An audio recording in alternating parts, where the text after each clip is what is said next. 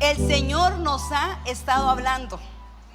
Desde el momento mismo que usted dispuso su corazón a venir a este lugar, el Señor le está hablando. Y qué bueno que usted es obediente a su voz. Quiero preguntarles, ¿cuántas de las que estamos aquí somos madres? A ver, levanten la mano. Uy, a ver, es que si no, con anteojos no las veo. ¿Cuántas somos mamás? Bien, uy, casi todas, ¿no? Muy bien, sí, muy bien. ¿Y cuántas de las que levantamos nuestra mano ahorita dedicamos nuestros hijos al Señor? Sea que lo bautizara, sea que lo dedicara. Muy bien, la mayoría, muy bien. Ok. ¿Y cuántas de las que no levantaron la mano fueron dedicadas al Señor por sus padres? A ver, las que no son mamás todavía, pero fueron dedicadas al Señor. Muy bien, muy bien. Ok, entonces estamos en sintonía y sabemos de qué vamos a hablar. Yo les cuento que en mi caso pasé por doble consagración, porque mi papá dijo, la bautizamos en la iglesia católica, y mi mamá como 2 semanas después me dedicó al Señor en una iglesia evangélica. Así que miren, más dedicada no puedo estar, ¿no? Pero ¿qué estamos haciendo? ¿Qué estamos haciendo los padres cuando dedicamos nuestros hijos al Señor? ¿Qué es lo que estamos haciendo como padres cuando llevamos a nuestros niños al templo para ser dedicados? Es importante mencionar que aún en las iglesias evangélicas creemos en el bautismo de los niños. Por ejemplo, la iglesia del Nazareno practica y avala el bautismo de infantes, pero la mayoría hacemos una dedicación de los infantes al Señor. ¿No se ha preguntado usted? ¿O le han explicado qué es lo que está haciendo cuando usted como mamá, como padres de familia, tomaron la decisión de llevar sus hijos a dedicarlos al Señor? Bueno, vamos a verlo en la siguiente lámina. Fíjese que el pastor dice, al dedicar este infante, no solo indican su fe en la religión cristiana, sino también su deseo de que él o ella conozca y siga la voluntad de Dios en su temprana edad, que viva y muera cristianamente y que llegue a la felicidad perdurable. Para lograr este fin santo, será su deber como padres o tutores enseñarle a temer a Dios en su temprana edad, vigilar su educación para que no se extravíe, dirigir su mente juvenil a las sagradas escrituras y sus pies al templo, refrenarlo en cuanto a malas compañías y costumbres hasta donde sea posible, criarlo en la enseñanza y amonestación del Señor. Todo eso es a lo que usted y yo nos comprometimos el día que llevamos nuestros hijos a dedicarlos delante del Señor. Todo eso.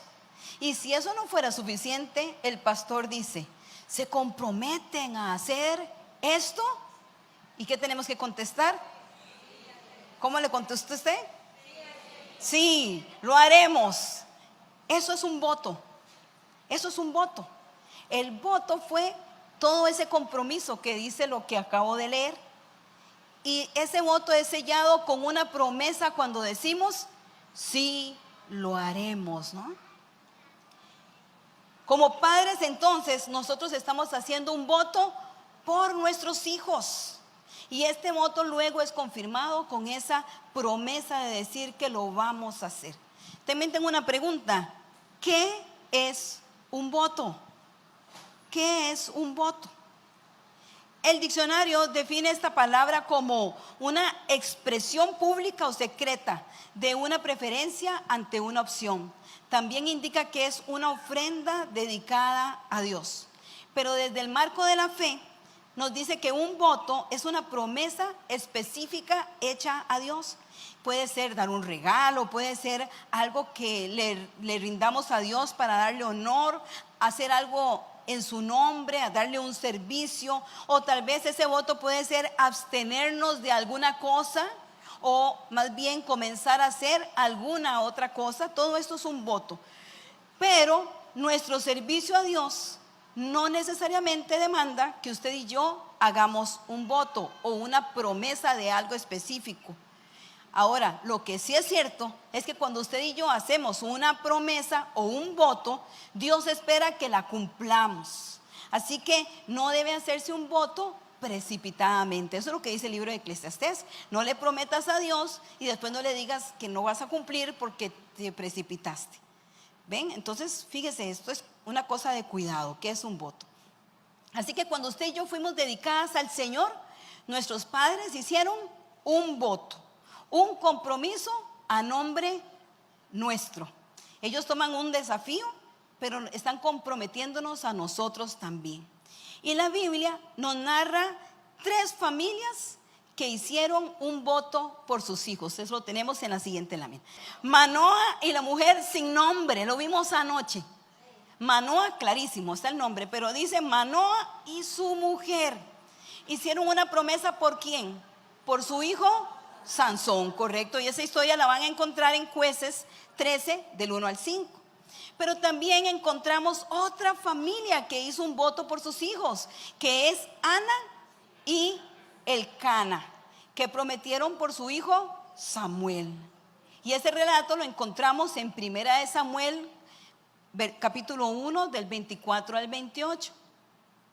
Y por último nos encontramos a Zacarías y a su mujer Elizabeth, que esas sí tienen nombre las dos, Ana y Elizabeth, que hicieron un voto por su hijo Juan el Bautista. Y ese relato usted lo encuentra en Lucas 1, 13, 16. Porque yo creo que si algo esperamos los que tenemos este privilegio de compartir la palabra del Señor, es que usted apunte todo y llegue a su casa a verificar y ampliar y a estudiar. Así que el que bien apunta, nunca olvida, apunte. Muy bien. El voto que hicieron estas familias era un voto muy particular. Estuvimos hablando de ese voto el día de ayer con nuestra hermana Marta, ¿ok? Hicimos este recorrido. Ese voto se llamaba ¿cómo? A ver, ¿cómo se llamaba el voto? El voto nazareo. Y ese voto se cita en Números 6. Este voto tenía particularidades que también las vimos ayer. Primero, que era un voto que lo podía hacer cualquier persona, sea hombre o sea mujer. Pero recuerden que había una tribu de las tribus de Israel, una sola tribu que ya estaba dedicada, apartada para el Señor. ¿Cuál es? Los levitas, correcto. Usted tiene un premio, ahora me busca al final. ¿Los levitas usted también? También. Ok, los levitas. Ok, los levitas, esa tribu ya estaba separada. Es un poco difícil estar separado para esa tribu, porque fíjese que ni siquiera heredaban tierra. Vino la repartición de la tierra, y le dice: usted vaya para allá, usted tiene esa parcela, usted tiene aquella otra. Y los levitas no tienen nada. Los levitas van a estar en la casa del Señor y van a encontrar su sustento dentro de la casa del Señor. Qué difícil, ¿no? Cuando usted ve que están repartiendo y usted dice: no, usted está consagrado. Usted no va a tener nada, usted vive de la misma ofrenda que se da en el templo. Esos eran los levitas. Entonces, cuando hablamos del voto nazareo, le estaba dando el acceso a todas las demás tribus de sentirse separados también y de poder hacer esto voluntariamente. Por allí estudié que dicen que un voto del nazareo se hacía no por menos de 30 días. Entonces, por 30 días se abstenían ya lo vamos a ver de qué se abstenían. Lo vimos ayer con Marta también. ¿Debían abstenerse de qué? De vino, de bebidas fermentadas. Tampoco beberían jugo de uvas, ni comerían uvas, ni pasas. No comerían ningún producto de la vid, desde la semilla hasta la cáscara. O sea, ni los placeres grandes que podía darles el consumo de bebidas alcohólicas, ni los placeres pequeñitos de comer semillas ahí en la mesa, unas pasitas, nada. Se abstenían totalmente del fruto de la vid. Eso está en Números 6, 3 al 8. También durante ese tiempo de la consagración, mientras hacían esta promesa, tampoco podían cortarse el cabello, sino que tenían que dejárselo crecer para mantenerse santos. Bueno, eso es muy, muy curioso, ¿no? Porque en esa época todo el mundo andaba el pelo largo, ¿no? Los hombres también usaban el pelo largo. Entonces era un largo mayor al que solían utilizar. Y la gente podía reconocer que estaban separados, que estaban haciendo un voto de nazareo.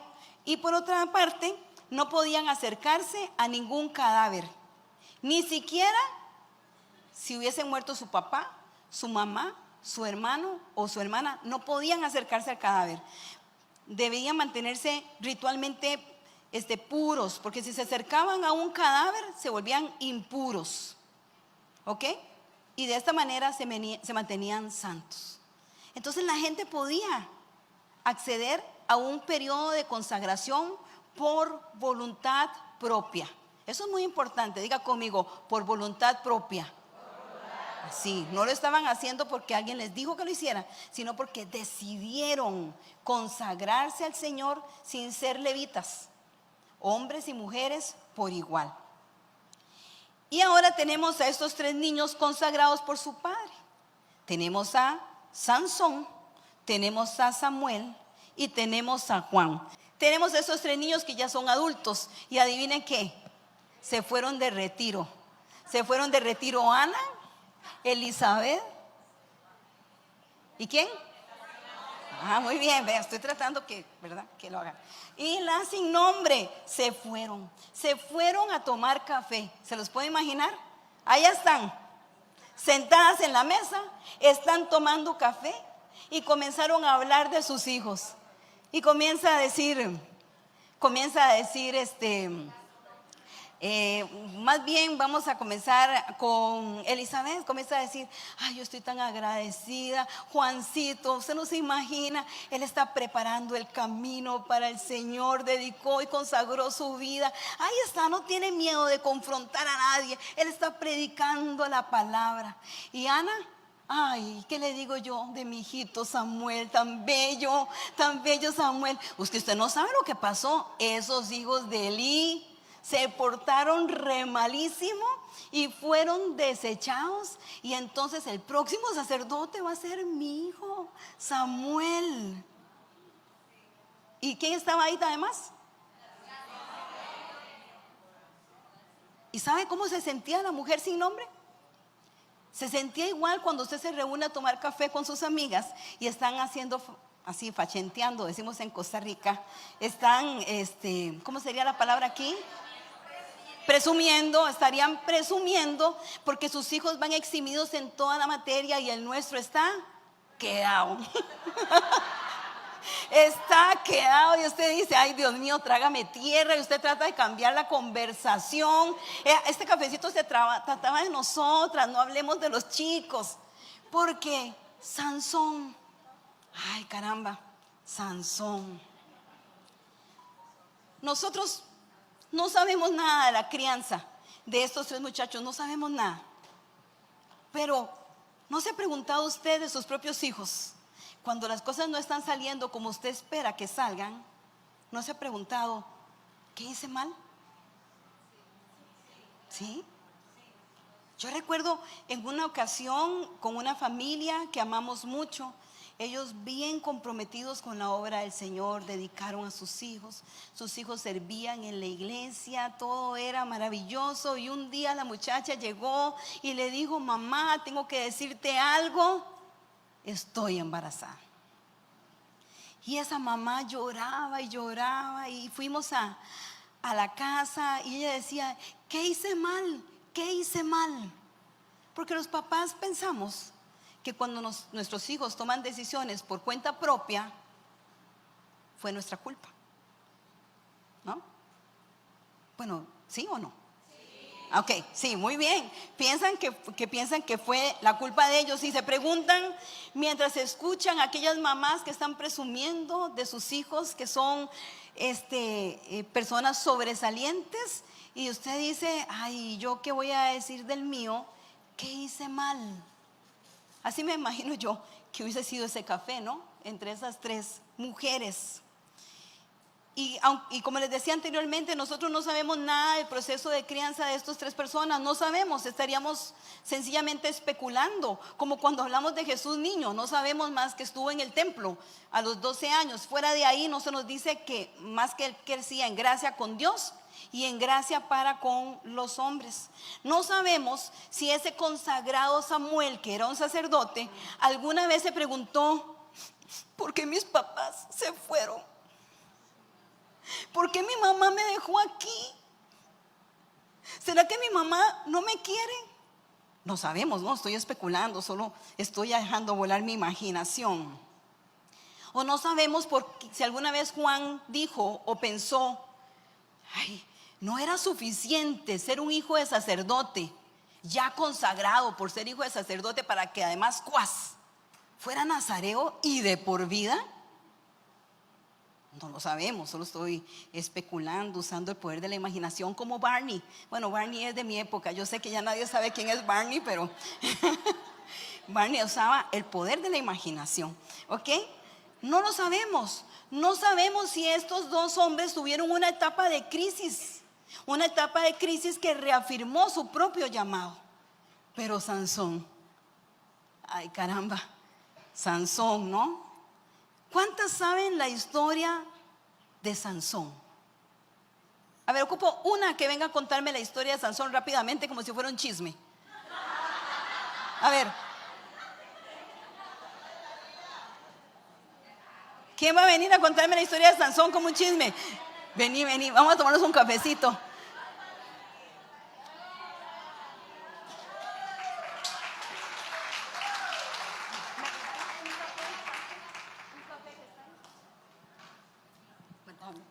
Ok. Aquí pues, pero que nos pase una sillita o algo para ponernos un poco cómodas. No es cierto. No es cierto. Ay, ¿Qué pasó? fíjate lo que yo escuché con la vecina, la mamá de Sansón. ¿Qué?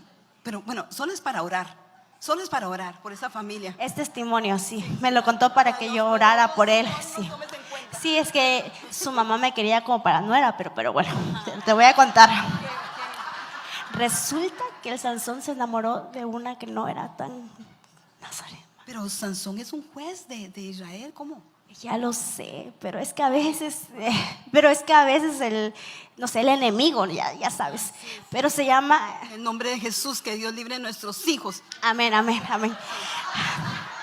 Pero pues así que ella se arreglaba mucho, un poquito más que las cristianas. A veces dicen pues que las cristianas no nos arreglamos tanto y así. Pero yo veía a ese Sansón que se las traía. Yo no quería decir nada, he estado orando por él, pero yo lo veía medio raro a Sansón. Sí, la verdad es que Dalila le empezó a hacer como ojitos y todas estas cosas que uno le hace, pero yo dije, yo estaba orando, Dios, si era tu voluntad, pero claro, cayó. No, que el Señor te libró en el nombre de Jesús. Sí, la verdad. Sí. Pero pues ahora está pasando todo esto y Ajá. pobre su mamá, la verdad. Pero estamos orando por él. Claro, no, esto es solo para Este orar. es orar. Es solo para orar. Solo oración. No es chisme. Solo Es estamos testimonio. orando. Digo, todas oran, por favor. pues así. Ese era todo el relato y ahorita pues está sufriendo su mamita. Pero yo entiendo que Sansón está preso ahí ahora. Sí, está preso. Y ya Qué está, libertino, Sansón. pues perdió la fuerza. Lo que se merecía por dar la espalda al Señor. Sí, el secreto de él era el cabello. Ay, ¿Y qué no. crees que le pasó? Con razón yo decía ese cabello. Ese parece un look no le rasta. queda. Parece un rasta. Sí, decía no. yo. Sí. Sí. Pero sí se lo lavaba. Me contó Sí. su mamá que sí se lo lavaba, pero ya Ok. no. Y Era su además, fuerza. Entonces le cortaron el cabello, perdió su fuerza y ahora Y ahora ¿quién anda. podrá defenderlos? No, No, esta es otra eso- historia. Ah, sí. Un aplauso aquí a mi amiga. Un premio para usted. Gracias. ¿Tienen alguna duda de la historia de Sansón? No. ¿Me sostiene esta hermanita por ahí? Ese era Sansón, un hombre elegido por el Señor que decidió vivir en contra del propósito del Señor. Y la Biblia dice, fíjese lo que dice la Biblia, vaya ahí a la Biblia, a Jueces, les dije, ¿verdad? Que está la historia de Sansón, en Jueces 13. Mire lo que dice, en el 24 y 25, hablando del nacimiento de Sansón, dice, la mujer dio a luz un niño y lo llamó Sansón. El niño creció y el Señor lo bendijo. Y el Espíritu del Señor comenzó a manifestarse en él mientras estaba en Mahanedán, entre Sora y Estaol. Sansón estaba consciente de que él tenía un llamado. Sansón estaba consciente de que él estaba apartado para el Señor. Sansón estaba consciente de la bendición de Dios sobre su vida. Sansón ya no era un niño, ahora era un hombre en pleno uso de sus capacidades para tomar decisiones correctas. Pero también era ese hombre consciente del favor de Dios para su vida, que decidió ignorar el voto nazareo y no mantenerse santo, que era lo que buscaba este voto. Entonces yo pensé, ¿cómo se habrán sentido sus padres? ¿Sabe? Yo le digo a mis sobrinos y a mi hija, yo le digo siempre, cuando usted anda en la calle, no anda solo Valeria, andamos todos los Vargas y andamos todos los Víquez, porque uno se llama, ella se llama Valeria Vargas Víquez. Así que si ella anda en la calle y está haciendo lo malo, la gente dice, qué bárbaros esos papás, cómo lo malcriaron a estos muchachos, ¿no? Todos los Vargas y todos los Víquez arrastrados. Pero cuando nuestros hijos están haciendo las cosas, pues bien, también estamos recibiendo honra, todos los Vargas y todos los Víquez. Siempre yo le digo, no anda sola.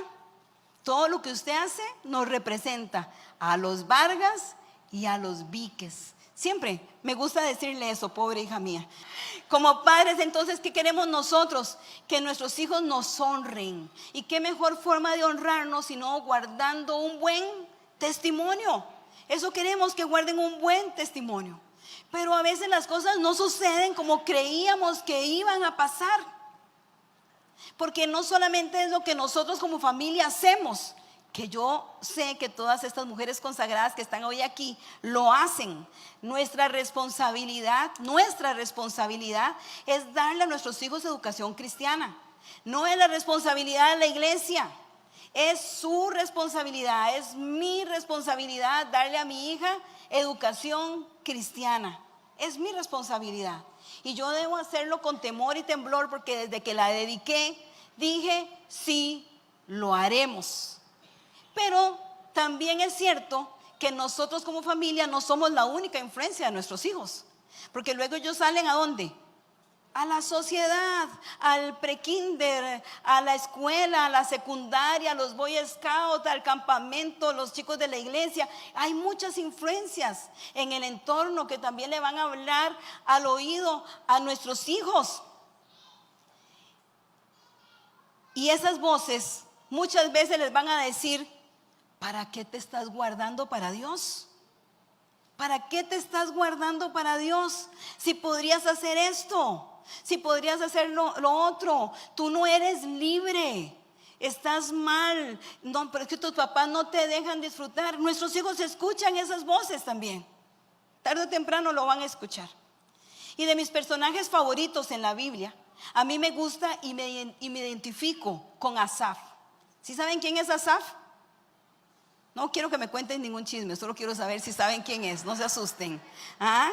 Asaf era un joven sacerdote que era un músico, era un escritor, y también podemos encontrar varios salmos que son escritos por él. Pero a mí me cautiva el Salmo 73. Si usted quiere lo pueden buscar, el Salmo 73, lo puede leer, pero recuerde que es mi salmo, se los presto. Es el Salmo 73. Asaf tuvo dudas. Asaf, el hijo del pastor, tuvo dudas. Y él preguntó, ¿realmente valdrá la pena guardar mi vida para Dios? ¿Realmente valdrá la pena guardarme? Y su proceso se iba dificultando a medida que él veía cómo se comportaba el impío, cómo estaba viviendo aquellas personas que no conocían del Señor, pero eran prosperados. Ahí le regalo el salmo, después usted lo lea. Y aquí estamos nosotras, las que hemos dado el paso de iniciar en nuestros hijos el camino de la fe. Usted y yo dimos ese paso. Hicimos un voto y vemos a nuestros hijos que llegan a un punto de su vida donde debaten con aquello que al inicio eran tan dóciles. Al inicio le decíamos, vamos a la iglesia. Ay, sí, yo quiero ver al amiguito, y vamos a la iglesia. Pero llegan a una edad que usted les dice, vamos a la iglesia. No quiero. ¿Leíste tu Biblia? Después. ¿Quieres que oremos al respecto? No, Dios no me contesta. Sí, cambia. Ya no es el niño dócil. Ahora tienes el adolescente que te está contestando en una relación casi de tú a tú, que también comienza a tener una crisis de fe. ¿Cuántas mamás de adolescentes hay aquí? Yo ya lo superé. ¿Sí? Bueno, ahí pasé yo. Ya pasé por donde asustan, ¿no? Y los hijos te hacen esas preguntas. Y las otras voces que sus hijos están escuchando alrededor les animan a mantenerse apáticos al Señor. Porque estamos viviendo en una generación que no cree en los valores absolutos y que ya no quiere creer en la existencia de un Dios. ¿Qué hacemos? ¿Qué hacemos? Nos preguntamos nosotros como padres de familia. Nosotros tomamos un voto por ellos. ¿Los castigamos? ¿Les mostramos lo terrible que es el infierno para que sí quieran venir a la iglesia con nosotros? ¿Qué hacemos? ¿No se ha preguntado usted eso? Porque mire, uno es como lanzar una moneda al aire y usted dice, voy a tener a mi hijo totalmente restringido, o tira la moneda y dice, o voy a tener a mi hijo totalmente en libertad. Y por alguna de las dos formas de crianza apostamos. Sansón le dijo a sus papás, he visto en Timná a una joven filistea, pídanla para que sea mi esposa. Fíjese cómo habla Sansón, ¿no? Pídanla para que sea mi esposa. Pero su padre y su madre le dijeron, ¿acaso no hay ninguna mujer aceptable entre tus parientes o en todo nuestro pueblo que tienes que ir a buscar una esposa en estos filisteos incircuncisos? Y Sansón respondió a su padre, pídame a esa mujer que es la que me gusta. Ay, tan lindo Sansón, qué dulce con los papás. Qué terrible, ¿no? A lo mejor esta noche tú eres la madre preocupada por el voto que hiciste para iniciar a tu hijo en la fe. A lo mejor estás experimentando la misma crisis que experimentaron Manoa. ¿Y quién? La sin nombre. Pero a lo mejor tú eres ese joven, tú eres esa joven confundida que se está preguntando, ¿valdrá la pena guardar mi vida para el Señor? Porque de los dos bandos sabemos aquí, ¿no? Los que ya estamos criando y las que fueron consagradas y se preguntan, pero yo no lo decidí. No sé, yo me pregunto si Sansón se decía eso, pero yo no lo decidí. ¿Está usted preocupada por su hijo o por su hija? Y usted, muchacha que está aquí, está diciendo, ¿valdrá la pena el ejemplo de mis papás? ¿Valdrá la pena guardar mi vida para el Señor? O a lo mejor eres ya una persona que está aquí, pero al igual que Sansón, decidió vivir en contra del voto que sus padres hicieron. Sí, esos que dicen, estoy aquí sentada, pero por dentro sigo de pie, ¿no? Aquí estoy, pero no estoy, porque yo ya decidí que yo no quiero esto para mí y cuando yo pueda decidir, me voy. A ti, mamá, ¿qué te puedo decir que no me haya dicho a mí misma? Cuando estamos pasando por situaciones de crisis en la crianza de nuestros hijos, nos aferramos a las promesas del Señor. Mira lo que dice Romanos 8, 28, 32. Dice, sabemos que Dios dispone todas las cosas para el bien de quienes lo aman, los que han sido llamados de acuerdo con su propósito. Sabemos que Dios dispone todas las cosas para el bien de quienes lo aman, los que han sido llamados de acuerdo con su propósito. ¿Sabe por qué les digo esto? Porque si usted lee la historia de Sansón, se va a dar cuenta que en varias ocasiones dice, pero es que sus padres ignoraban que esto era parte del propósito de Dios. Y usted dice, Dios, ¿qué estás haciendo, no? Le dice, dame esta mujer, yo me quiero casar con ella. Les dije hace un ratito. Y ellos no querían. Pero dice ahí, pero sus padres ignoraban que esto era parte del propósito de Dios. Nosotros no queremos pasar por tiempos difíciles, no queremos. ¿Quién quiere pasar un tiempo difícil hoy? Nadie. Pero no estamos exonerados de pasar por tiempos difíciles. Y en esos tiempos difíciles, aún allí, Dios puede obrar a su favor para aquellos que han puesto su confianza en Él. Primera de Juan 5:14 dice: esta es la confianza que tenemos al acercarnos a Dios, que si pedimos cualquier cosa conforme a su voluntad, Él nos oye. Y ayer nuestra hermana Marta nos decía, dentro de esas 5 características que nos dio, ¿cuáles eran? ¿Cómo eran? No me acuerdo.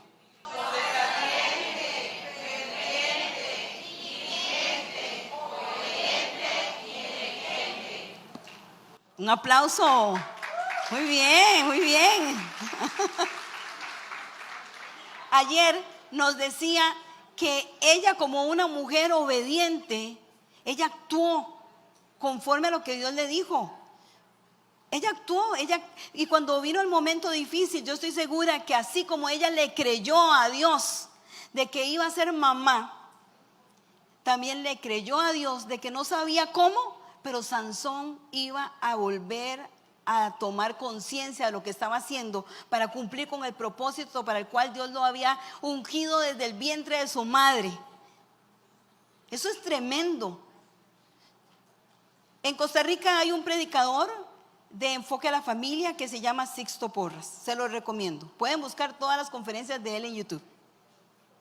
¿Y sabe qué dice Sixto cuando él habla de sus papás? Sixto dice que ellos, sus hermanos y él, ellos se iban de farra en la noche. Se iban, ¿cómo es? A los antros de noche. Y cuando llegaban a la casa, su mamá los estaba esperando. Y que cuando ellos entraban a la casa, su mamá les dice: bienvenido el pastor, bienvenido el predicador. No los confrontaba, pero les recordaba continuamente que ellos tenían propósito. Bienvenido el pastor, bienvenido el predicador.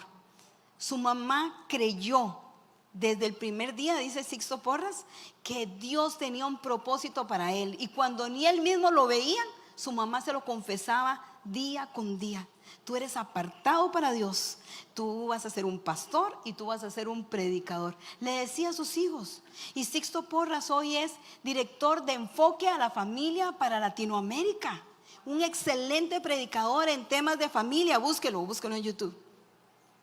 ¿Qué le decimos a nuestros hijos? Usted es un caso perdido.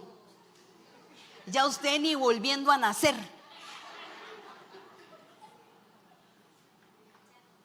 Yo creo que cada vez que esta mujer sin nombre veía a su hijo, le decía: hijo, tú podrás estar como estás hoy, pero tú naciste con propósito.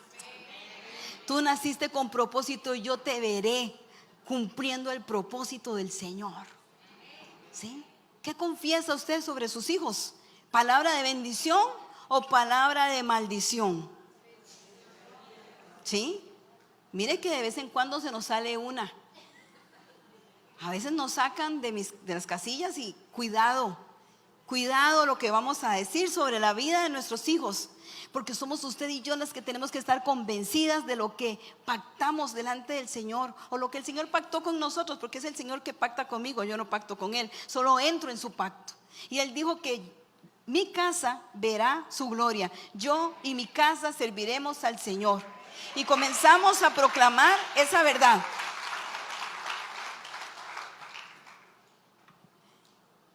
Mamá, si tú estás aquí, entonces hoy estás en el lugar correcto, porque estás haciendo lo que tú tienes que hacer. Modelar con tu propia vida que vale la pena apartarse para el Señor. Eso es justo. Eso es justo lo que significa esta palabra, nazareo, apartado. Apartado, estamos apartadas para el Señor. Y confía en el Señor de las promesas, porque el que promete es veraz, el que promete cumple. Él no es un hijo de hombre ahí para que se arrepienta. Él te ha dicho que verás su gloria. Yo creo que yo veré la gloria de Dios en mi casa siempre. Y lo confieso con mi boca. Y se lo digo a mi hija todos los días ahora en su vida adulta. Tú tienes un propósito de Dios. Y ese propósito no es que te vuelvas pastora o que vengas a cantar en la iglesia. Eso es que cuando estás allá afuera tengas temor del Señor y vivas a Cristo en tu manera de relacionarte con los que están a tu alrededor. Como lo veíamos hoy en la mañana, que seamos un perfume grato. ¿Usted ha tenido alguna situación difícil y ha visto después la gloria del Señor en su casa? ¿Sí? Sé que si les abriera el micrófono, muchas vendrían aquí a compartir su testimonio. Pero ¿sabe? Comparta su testimonio con otras mamás que están luchando con sus hijos. Usted dígale, pero sabe, el Señor tiene una promesa sobre sus hijos. Sus hijos son canales de bendición. Usted tiene que bendecirlos diariamente. Aunque no parezca, el Señor está operando. Y estos otros dos jóvenes consagrados, ¿no? Sansón y Asaf. Son dos jóvenes consagrados. Asaf porque era hijo de sacerdote. Ya no tenía para dónde, ¿no? Nació en esa tribu, él estaba separado. Y el otro porque sus padres voluntariamente, por obediencia a la voz del ángel, lo consagraron, que era Sansón. Ellos no podían sostener su llamado con la fe de sus padres. Nuestros hijos no pueden sostener su propio llamado por la fe que usted tiene. Ellos llegan a un momento en que tienen que hacer suya su fe. ¿Sí me explico? ¿Sí? Ellos por decisión propia tienen que hacer suya la fe de sus padres. Y Asaf un día, ahí en el Salmo 73, Asaf un día como tantos que entró al templo, porque era hijo de sacerdote, donde crea que iba todos los días al templo. Un día se encontró con el Dios vivo y le dijo, como quien despierta de un sueño, así Señor, cuando tú te levantes, los despreciarás como una ilusión, hablando de aquellos a los cuales él anhelaba, porque Asaf abría la cortina de la sala y veía por la ventana y decía, mira ese ateo y tiene Mercedes-Benz, qué bien que vive. Mira ese otro mentiroso y sin embargo no le falta nada. Ve, Asaf veía hacia afuera y veía que la gente que no guardaba su corazón para el Señor era prosperada. Él no entendía y él decía, me dan ganas de agarrar esas llaves y dejar todo tirado aquí.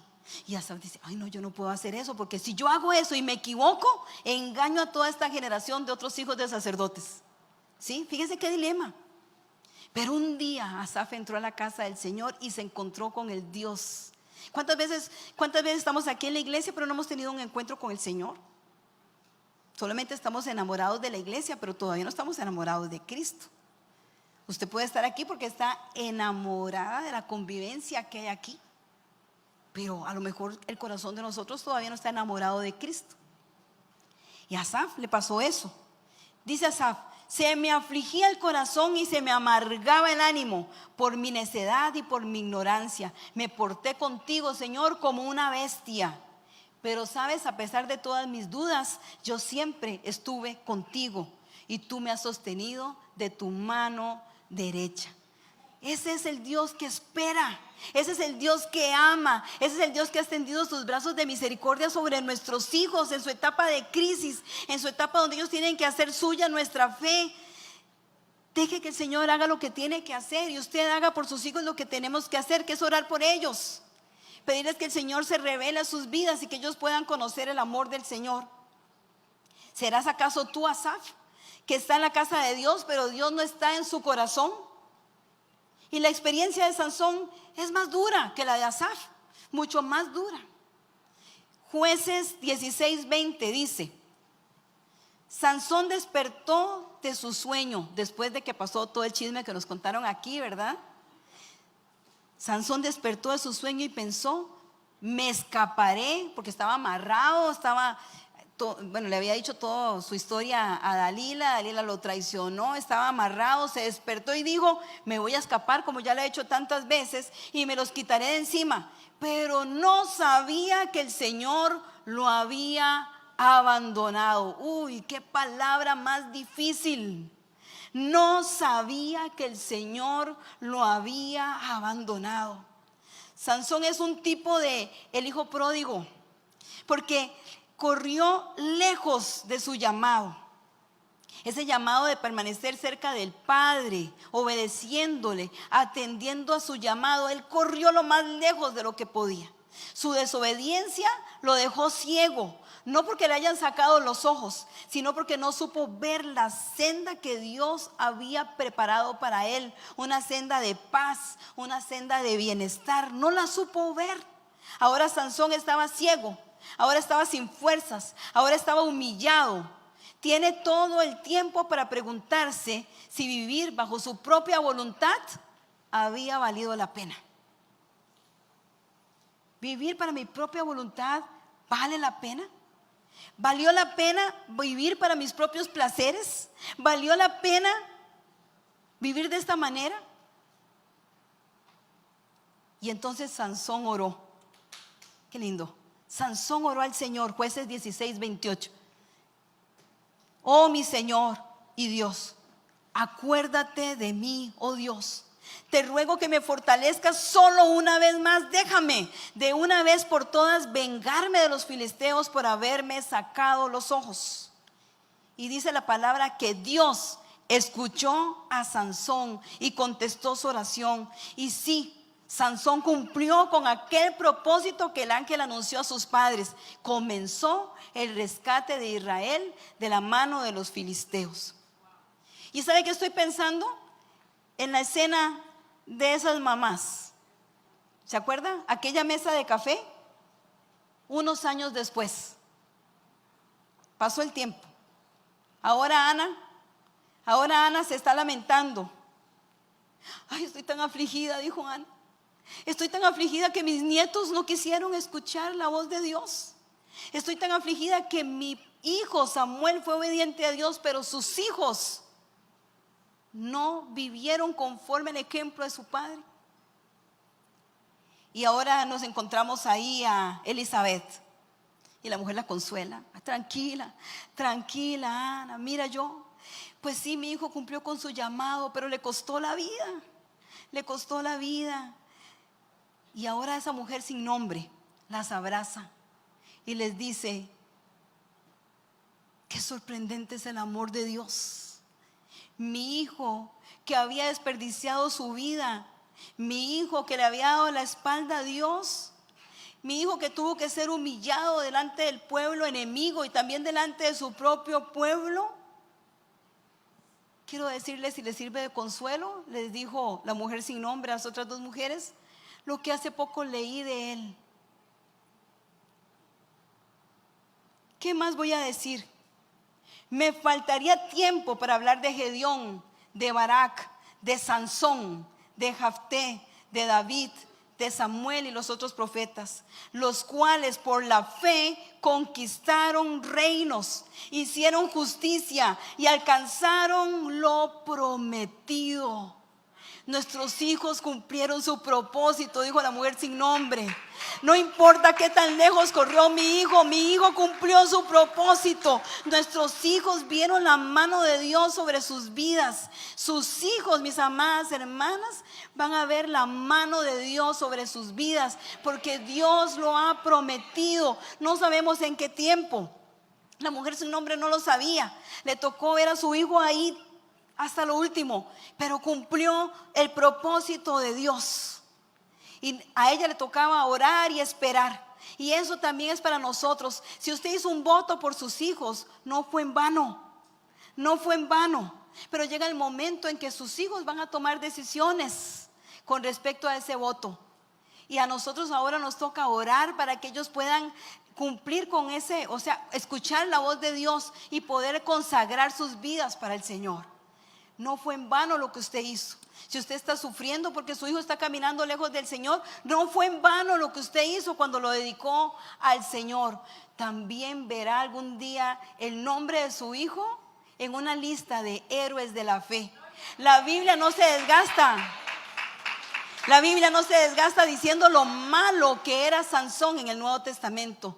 Está diciendo que fue un hombre que alcanzó la promesa.